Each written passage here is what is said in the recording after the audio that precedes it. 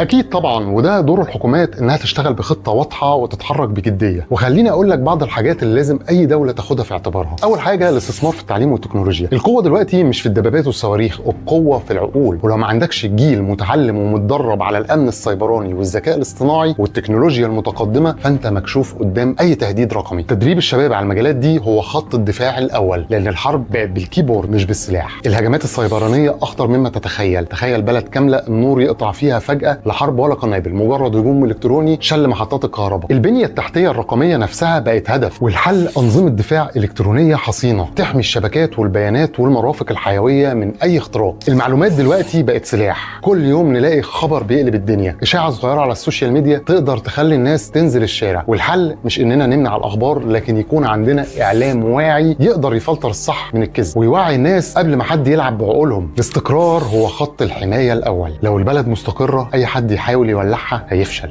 نقولها تاني، لو البلد مستقره اي حد بيحاول يولعها هيفشل. لكن لو في فوضى، لو الناس مش راضيه، فدي اكبر ثغره يستغلها اي حد عشان يشعل الفتن. الحفاظ على الاستقرار السياسي والاجتماعي هو الضمان الوحيد ضد اي محاوله لضرب الدوله من جوه. مصر كانت واعيه للموضوع ده ومشيت في خطوات جديه عشان تحصن نفسها ضد الحروب الحديثه، من تطور للبنيه التحتيه الرقميه وتامين الشبكات وتحديث الاعلام لحد اطلاق مشاريع ضخمه في التكنولوجيا والتعليم الرقمي. الفكره هنا انك تبقى مستعد، مش تستنى لما المصيبه تحصل. لكن مش الحكومات بس اللي ليها دور، احنا كمان علينا دور مهم جدا كصناع محتوى تعليمي وتوعوي. وده اللي انا بعمله من خلال قناتي في توعيتكم بالتكنولوجيا والامن الرقمي. وحتى عشان تستفيد من التطور ده بدل ما تكون ضحيه ليه،